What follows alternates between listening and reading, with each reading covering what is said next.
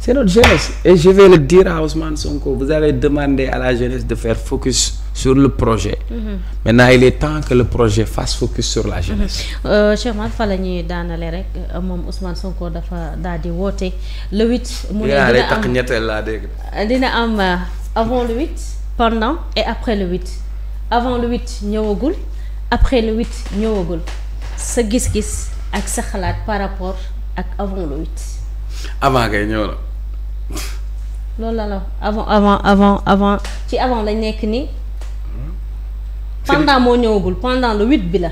après le 8 nee na période bi yëpp am na lu ciy xew jamono ji lan nga gis ci avant le 8 bi.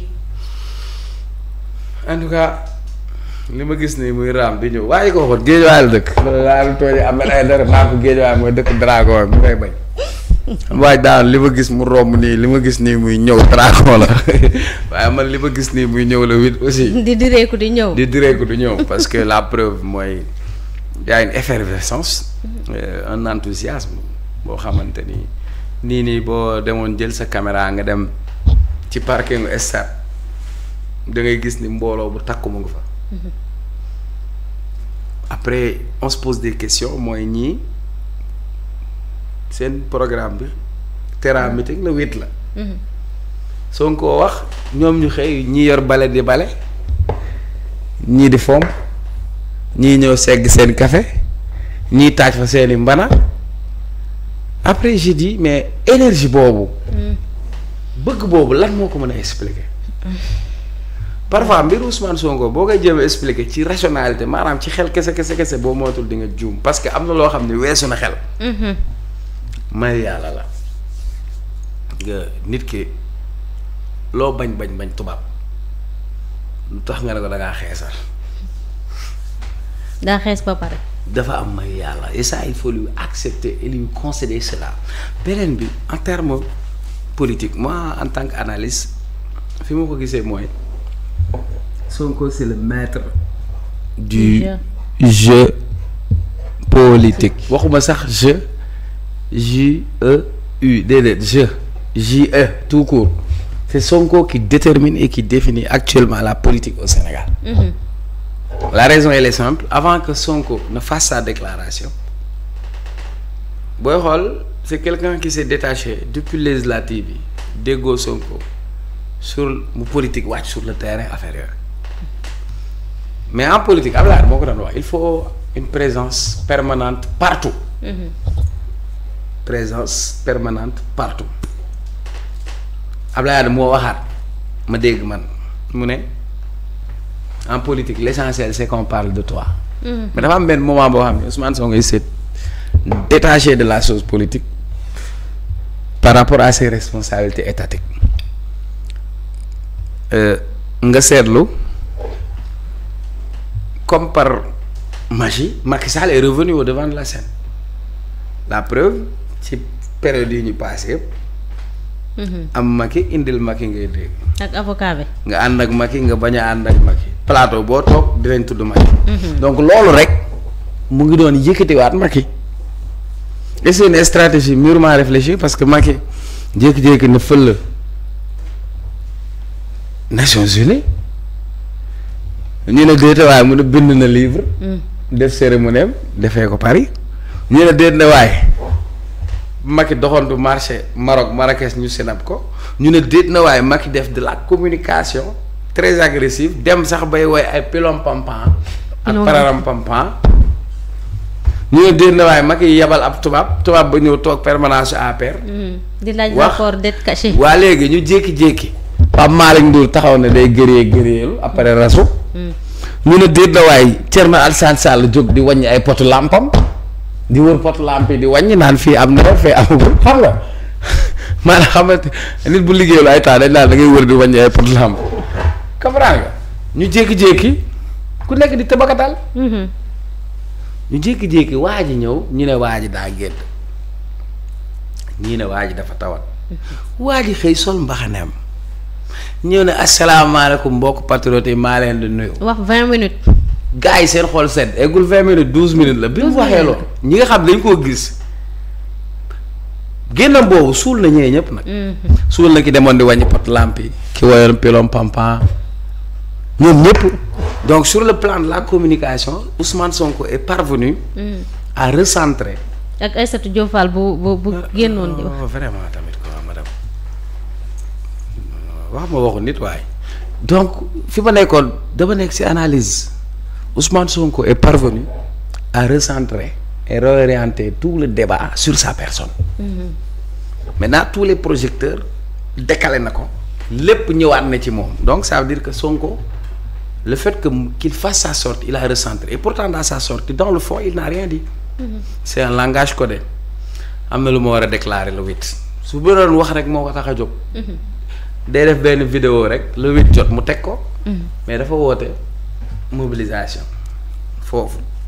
politique doon ngeen ko dégg mu ne rapport de force politique daa am foo ñu toll buñ nekkee ci dëkk boo xam ni nee dañuy màttante. dafay baax yenn saa yi nga génnee see bëñ ba ñu xam ne.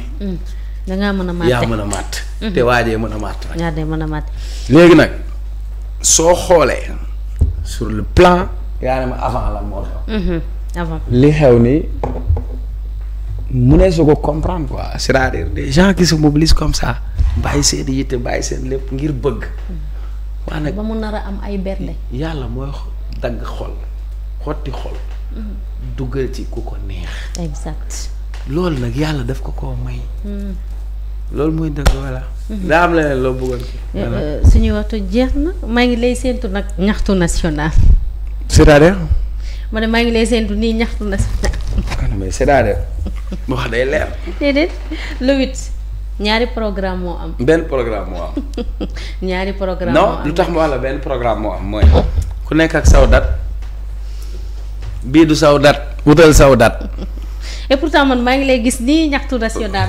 waaw mais attends c'est-à-dire c'est ça da nga bëgg ñu waxtaan mu wax la du dëgg Bougane li muy def ñaar laa ko mën a tuddee soit c'est de la provocation politique ou bien c'est du mimétisme politique. De la provocation politique purement et simplement parce que yàlla rek moo tax may wax. Ousmane Sonko nga bëgg ko nga bañ ko ñëpp ko nangul ni jamono ji kuy politique ci réew mi. mbooloo mi Ousmane Sonko am kenn amu ko ci. la preuve. woote nañ fii fan yi opposition bi. Khalifa Sall dem na. seen marche bi. waa Macky dem ne. waa nouvelle responsabilité. waa ñële waa et cetera ñoom ñëpp dem nañ. Sonko kese moom moo woote te wooteegul te bis bu ne nit ñi di ko wuyu ji te egseegul. bokkul léegi vous imaginez ñoom ñu ne dañuy woote Ousmane Sonko daa génn ne woote na le 8 yéen ngeen ñëw ne da ngeen di woote le 8 loolu ci lu mu bokk. léegi ngeen ne yéen Sacré-Cœur ngeen ko defee léegi vous imaginez Ousmane Sonko sol koppateem wala jóge si te kër góor gi nitam yi xër gi ñu xër ci moom mais dañuy dem jëli ko. ne dañ laa romb. tu es en train de faire de la provocation donc ça veut dire que su ëllëg lu ci am tu seras tenu responsable donc pour man. L'État doit prendre toutes ses responsabilités. beneen bi lu tax ma ne la mimétisme politique mooy Sonko lu moo sonal gars yi. Sonko lu nit da ngay am sa identité propre. mais ensuite beneen bi c'est day anticiper pour def de la victimisation xam mooy lan waaw dañuy def le 8 yoo xam nga ni doo woote le 8 xam nga ni boo wootee Sonko woote le 8 nga weeree parce que la muy am ci mbooloo doo ko am. léegi da ngay bëgg ne le 8 comme ça ñu woo la ne la doo ko fi defee. nga takk rajo yi naan waaw dañ ñoo tere dañ ñoo lii du nii la fi defoon président dem Bakel nga ñëw naan di ato président tu vas aller à Bakel finalement tu te retrouves à Tamba ma ne date bi du saw date wutal saw date te bàyyi datum jaamu waaw. oui noonu. xam nga nag dëgg moo neex yàlla nañ waxante dëgg. waaw dëgg de moom neex na moom. waaw ku gis nen. nen a ngi léeg-léeg ñu jox leen nen. nga xam ne lii nen la nga naan noo du nen c'est-à-dire nenu baxal la dañ cee deful poobar ak yooyu da lay sonal rek. na lay sonal Cheikh Oumar ma lay jaajëfal bu baax a baax. maa jaaraam ma bàyyi la rek. jaaraam àll jaaraam. nga tàggatoo yettere àll tan minen yetta Allah. sabu min goni sukaaɓe kono min tawama ko heewe e nder leydi ndi. kono noon haalde e micro weeɓani. jaafa ɗon tan nano. aɗi sant yàlla. sant ñëpp ñi nga xam ne ñu ngi ñuy bàyyi xel mais rawatina ñi nga xam ne ñu ngi ñuy ñaanal donc di nuyu di ziar ñëpp. mi permet-moi ma nuyu suma benn xarit mais dama koy rendre hommage ndax jàmbaar la.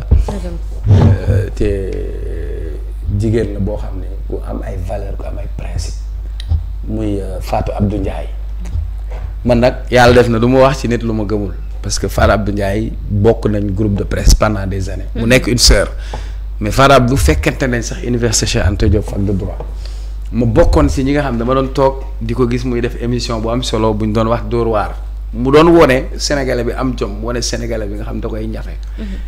Fatou Abdou mu bokk ak moom ay plateau mu présenté mu koy def avec beaucoup de professionnalisme mais surtout ak sensu responsabilité ma ñëw bokkateeg moom plateau muy analyser ma gis niveau am ak capacité d'analyse am mais surtout gore gi nekk ci moom mais courage bi nekk ci moom ak principe yi nekk ci moom donc Fatou Abdou Ndiaye sama xarit la maa ngi koy nuyu di ko ziar waaw di ko wax ni jot naa teng bi nag dégg nga waa kay sama xarit boobu. Fatou Abdou ñu koy nuyu rek bu baax a baax xam nga wax sa mbaaxu morom. du wàññi dara. moom naroon nañ ko fee wàllu dof de maa ko jëlewoon kër dof yi falaa ko fekk ma ne ko génnal kër dof yi yow nit Njaay gis nga Sénégal Njaay Fatou Abdou Njaay nit Njaay. mi ngi noonu Cheikh Oumar di la jaajëfal bu baax a baax waaye itam noonu la ñuy jaajëfale waaw kontaan naa bu baax a baax te da nga doon el mat lu quoi topp ma rek yow doo woo waaj waaj du leen ko woo ngeen laaj ko keneen la da man ak yow suñu génnee dañuy xeex da nga defal tableau da nga defal tableau ne ko monsieur quelle est la différence entre le FMI et le FMI examen da ngay war a defal chroniqueur leen ñëw ñu defal les examen barke yàlla xoola chroniqueur dañ leen war a woo ñoom ñëpp moo leen di déedéet ni ñuy defee examen ñu defal les examen ne la quelle est la différence entre le FMI et le Fonds monétaire international en quelle année le FMI a été créé wala ñu defal où se trouve le siège de l'FMI soo paree foofu ngir ñu mën a am culture générale bu dëgër. waaw ñii nga laaj leen quel est le rôle de la Cour des comptes wala laaj leen la Cour des comptes fait partie de quel pouvoir. voilà su ko defee ñu mën a toog ci plateau yi. defal ndànk pareeguma de. ñii nga laaj leen qu'est-ce que c'est que le PIB ñii nga leen xam nga def leen ñu laaj ñu xayma par ñu xam. waaw parce que c'est que nag Cheikh Oumar soo gisee loolu yëpp amul ñu bëri ci chroniqueurs yi. man du ma chroniqueur dañoo bañ a wax ci l'essentiel. mais mooy lan non du dañoo bañ a waxtaanee. ba ñu wax ci l'essentiel de. billaay bañ ñu ko wax dañoo bañ a wax. dañoo xamul lañ see wax. agriculture bi mënuñu see wax. mënuñu see wax. madame du l'essentiel c'est-à-dire entre nous du damaa bëri titre de. li may wax Ahmed Aïdara mën na ko seede. man bi may ñëw Sen TV je suis sorti major de ma promo sama école. non chaque jour nga wax ko. dama koy wax parce que dañoo toll ci réew moo xam ne boo waxul li nga doon ñu waxal la loo doonul. madame man balaa mu doon neex léegi dañ fi def émission nga wax ma ci affaire marché public. ma wax la nga toj yax ma wax la marché public mooy lan wax la lii moo ko tënk su la